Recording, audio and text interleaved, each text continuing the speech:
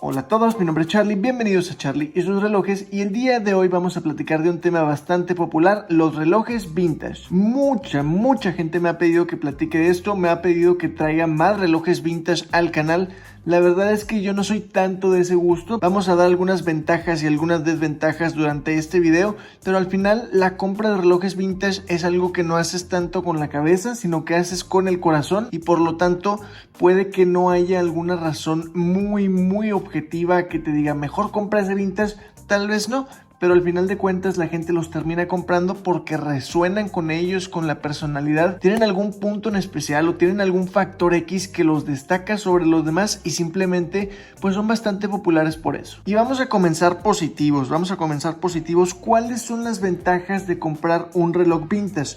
La primera, yo vería que es un precio bajo, o la mayoría de los relojes tienen un precio bajo por marcas de alta gama. ¿Qué quiere decir? Pues tal vez un Omega bastante barato te va a salir en $200, $300, tal vez unos 500, pero un reloj vintage de $500, al menos en el mercado latinoamericano, te compra un reloj de excelente calidad, excelentes condiciones, que simplemente es algo de otra gama, es algo completamente distinto a lo que te podrías comprar. Por ejemplo, imagínate que te compras un Tissot Chemin de Tureles, pero con ese dinero te compras un Omega Constellation, el que se llama Paipan, que es como de los más queridos, hasta con brazalete de granos de arroz. Te compras un señor reloj, y pues de una marca de las más populares que existe y que son de alta gama. Y ahí es donde empezamos a dudar. Nos podemos comprar un Hamilton, nos podemos comprar un Mido, nos podemos comprar un Tissot, pero del otro lado tenemos el vintage, que es un Omega, y empezamos a dudar. ¿Por qué? Pues nos da demasiada dicha, nos da demasiado orgullo el traer o el portar una de esas marcas por tan relativamente poco dinero. Entonces yo creo que ese es el punto número uno con el que nos vamos. Por ejemplo, el Rolex más barato nuevo te costaría más o menos unos $5,000, que digamos que es el Oyster Perpetual, que es su reloj de entrada. Y ahora un Datejust, el más sencillito, tal vez te cueste unos $2,000. Entonces menos de la mitad para obtener un Rolex vintage contra un Rolex nuevo. Pues evidentemente dices, wow, mejor lo voy a comprar en lugar de este otro reloj,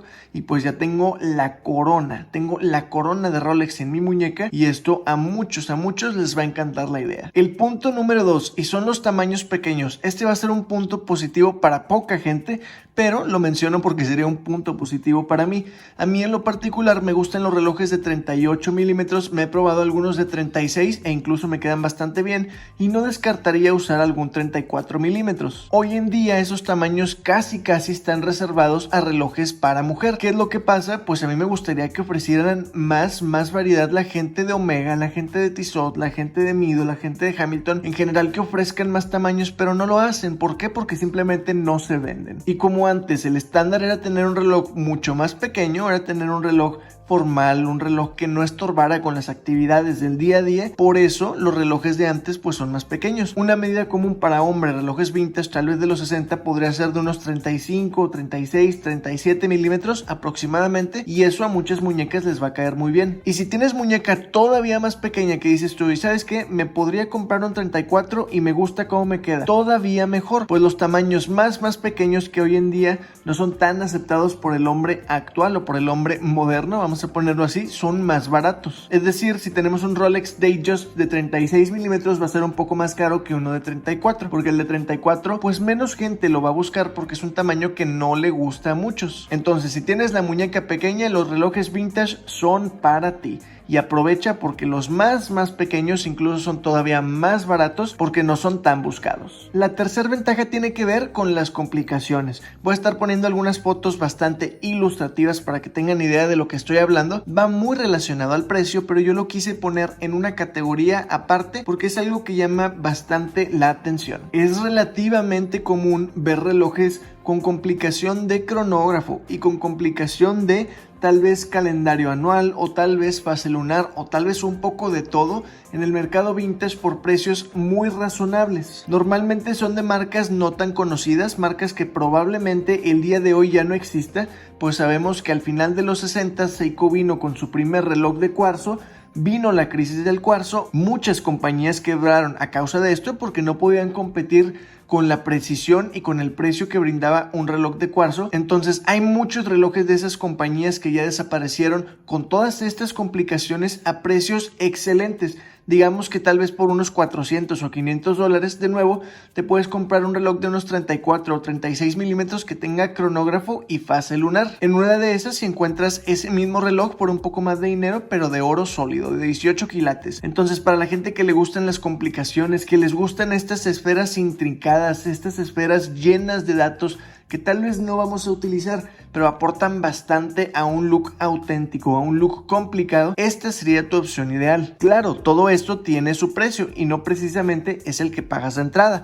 Te va a venir después en cuestiones de mantenimiento, pero tranquilos que eso lo voy a tocar en las desventajas. La siguiente ventaja es bastante subjetiva, puede que estén de acuerdo conmigo o puede que no, pero un reloj vintage cuenta una historia. Cuando te pones a revisar, yo quiero comprar un Rolex Datejust de 36 milímetros de los años 70s u 80s, te pones a pensar y este reloj ya ha pasado bastante tiempo, ya ha pasado 40 años en la muñeca de alguien más, tal vez ha estado presente en los momentos más importantes de la vida de otras personas, tal vez fue usado para el nacimiento de un hijo, para una promoción en el trabajo, no sabes qué tipo de cosas haya vivido ese reloj y todo ese misterio, incluso le llamaría yo mística que tiene el reloj incrustado, todas las historias y recuerdos que se encuentran dentro de él, pues a mucha gente le emocionan, a mucha gente los pone a pensar y dice, imagínate todo lo que ha pasado este reloj y el día de hoy sigue dando el tiempo con una precisión relativamente aceptable y ahora va a formar parte de mi colección y ahora va a vivir las historias o los eventos más importantes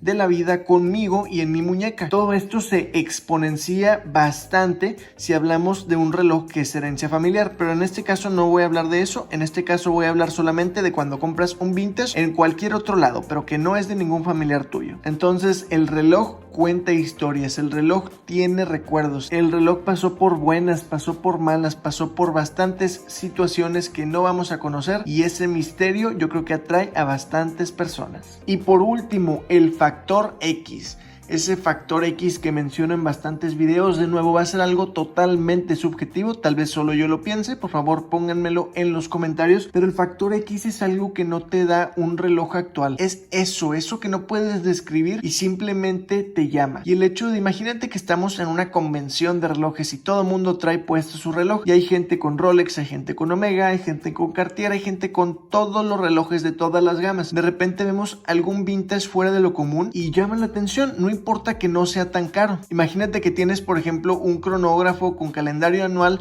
marca Abercrombie & Fitch, que el día de hoy hace ropa, pero antes hacía relojes y de una excelente calidad. Va a llamar bastante la atención, aunque el día de hoy no sea una marca relojera, por la historia, por lo que representa, por cómo se ve, dependiendo del estado en el que se encuentre, pero simplemente va a llamar más la atención que algo que te haya costado lo similar en su contraparte moderna. Entonces factor X lo denominaría yo como este último pro o esta última ventaja para los relojes vintage. Ahora, los contras o cuáles son las desventajas de un reloj vintage. Primero, ¿dónde los compramos? Hay infinidad de lugares donde podemos comprar relojes vintage. Antes, pues era mucho más común verlo en bazares o en mercados tipo pulga. Hoy en día, que no podemos salir, que tratamos de distanciarnos socialmente para nuestra salud, pues yo creo que casi todos vamos a recurrir a comprar los relojes en línea. Y comprar, por ejemplo, un reloj vintage en eBay va a ser una rifa, va a ser una moneda al aire. Te puede ir muy bien, te puede ir muy mal, puede ser falso, puede no ser falso. Hay bastantes cosas en las que te tienes que fijar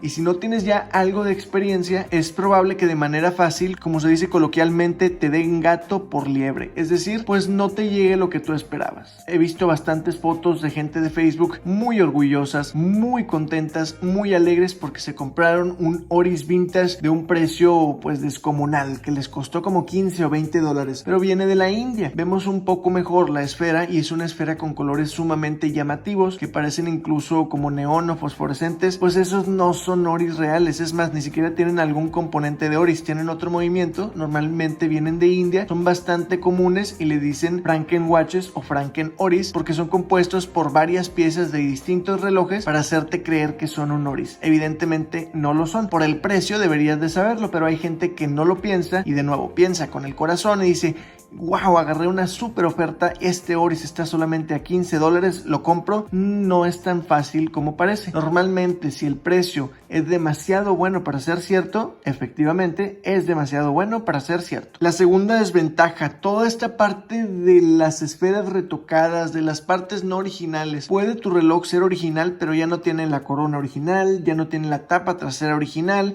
ya no tiene la correa original, el cristal original. Poco a poco pues van armando otro reloj. Hay gente que no le va a gustar esto, es decir, yo quiero mi reloj 100% original con todos los componentes originales. Pues para conseguir uno así y en ese estado te va a salir bastante caro. Y la gente que no le importa, la gente pues bueno, dámelo como esté, pues casi terminas teniendo otro reloj de todos los componentes que ya le cambiaron. Además, los componentes nuevos pueden ser de la misma calidad, que lo dudo, o pueden ser de menor calidad. Poco a poco pues vas debilitando esa fortaleza inicial con la que contaba el reloj cuando en sus años de gloria salió de la línea de producción. Otra desventaja es la delicadeza. Yo en específico escribí el punto de la resistencia al agua. Vamos a suponer que el día de hoy compramos un Rolex Submariner. Vamos a suponer que existe un Rolex Submariner del 54 de los originales. Lo compras, tratas de nadar con él, se le va a meter toda el agua. ¿Por qué? Porque todos los sellos ya se desgastaron. Esos relojes ya no están hechos para meterse al agua. En su momento lo estuvieron, pero el día de hoy ya no. Y así como el agua, es lo mismo con la lluvia, es lo mismo con el polvo, es lo mismo con el movimiento, es decir, movimientos bruscos. No vas por ejemplo a montar una motocicleta en terrenos inestables porque va a ser demasiada vibración para el pobre reloj y es probable que se te descomponga. Y es lo mismo en un ambiente de mucho polvo, tampoco lo expongas porque se le puede meter al mecanismo y como no está tan bien sellado la tapa trasera, la corona y el cristal, es posible que se meta y se descomponga. Y así nos vamos. En general son relojes para usar en ocasiones especiales o si los compraste en excelente condición, pues que los estés llevando con un relojero para que nos compruebe que están en buenas condiciones. Pero no puede ser igual de rudo con un vintage que con cualquier otro reloj nuevo, aunque sea barato. Ya sabemos cuánto van a aguantar los Casio F91W o un G-Shock DW5600, aunque esos son digitales, o incluso un Timex, hablando de analógicos. No podemos darle tanto abuso. ¿Por qué? Porque los componentes son viejos, los componentes tienen, no sé, 50, 60, 70 años de antigüedad y ya no resisten lo mismo. Por lo tanto, tienes que ser más cuidadoso con tu reloj. Otra desventaja de la que quiero platicar es el costo en los mantenimientos o en los servicios.